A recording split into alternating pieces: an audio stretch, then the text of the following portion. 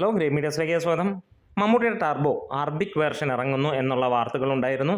ഇന്ന് 2-ാം തീയതിയാണ് cinema റിലീസാണ്. Gulf മേഖലയിൽ അറബിക് വേർഷനായിട്ട് ജാസിം ടർബോ എന്ന പേരിലാണ് നമ്മുടെ ജോസച്ചായൻ ജാസിം ടർബോ ആയി മാറുകയാണ് അവിടെ. ഇന്നലെ അതിൻ്റെ പ്രീമിയർ ഉണ്ടായിരുന്നു. മികച്ച പ്രതികരണമായിരുന്നു പ്രീമിയർ ഷോയ്ക്ക് ഉണ്ടായിരുന്നത്. അതുപോലെ തന്നെ ഗൾഫിൽ വലിയ റിലീസ് എന്ന് തന്നെയാണ് ഇപ്പോൾ ലഭ്യമായ വിവരങ്ങൾ. സമദ് തന്നെ പോസ്റ്റ് ചെയ്യുന്നുണ്ട്, ട്രെയിലർ റിലീസിംഗ് എന്ന് പറഞ്ഞിട്ട് ഇന്നലെ ഇട്ടിരുന്നു.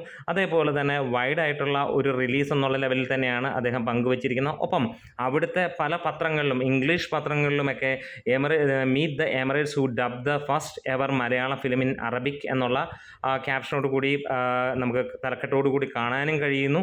അതായത് മലയാളത്തിൽ നിന്ന് ആദ്യമായിട്ടാണ് ഒരു സിനിമ അറബിക് വെർഷനായിട്ട് തന്നെ പോകുന്നത്. സാധാരണ ഏത് സിനിമയിലും മമ്മൂട്ടി തന്നെ ഡബ് ചെയ്യുന്ന ഒരു കാര്യം കാണാമെങ്കിൽ ഇവിടെ അറബിക് വെർഷൻ മമ്മൂട്ടിക്ക് അല്ല ചെയ്തിരിക്കുന്ന മറ്റൊരു വ്യക്തിയാണ് എന്നുള്ളതാണ് എടുത്ത് പറയാനുള്ള ഒരു കാര്യവും.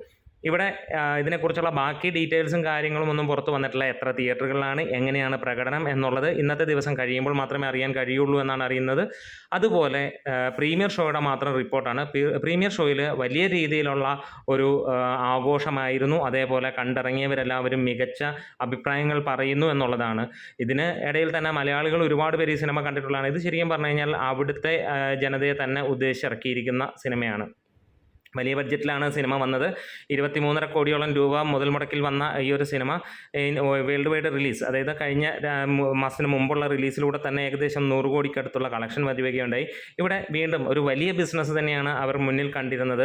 മമ്മൂട്ടിയുടെ കരിയറിലെ ഏറ്റവും വലിയ സക്സസ് അല്ലെങ്കിൽ ഒരു വലിയ ബിസിനസ് എന്നുള്ള ലെവലിലുള്ള മൂവി കൂടിയാണ് ടർബോ.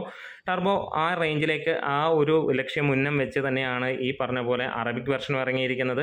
നമുക്ക് പ്രതീക്ഷിക്കാം അവിടെയും മികച്ച റെസ്പോൺസുകൾ ഉണ്ടാകും എന്നുള്ള. അടുത്ത ആഴ്ച സിനിമ OTTയിലേക്ക് വരുന്നതാണ്. അതിനു മുമ്പ് വലിയ ഒരു പ്രതീക്ഷയായിരുന്നു, ഇതെങ്ങനെയാണ് അല്ലെങ്കിൽ ഒരു സംശയമായിരുന്നു, പ്രതീക്ഷ എന്നല്ല സംശയമായിരുന്നു, സിനിമ OTTയിലാണോ ഇങ്ങനെ അറബിക് വെർഷൻ വരുന്നത് അതോ തിയേറ്ററുകളാണോ. എന്തായാലും തിയേറ്ററുകളിലേക്ക് തന്നെ വരുന്നു. അതൊരു പുതിയ ചരിത്രം സൃഷ്ടിക്കുകയാണ്. മമ്മൂട്ടി ചരിത്രം സൃഷ്ടിക്കുന്നു, മലയാള സിനിമ ചരിത്രം സൃഷ്ടിക്കുന്നു.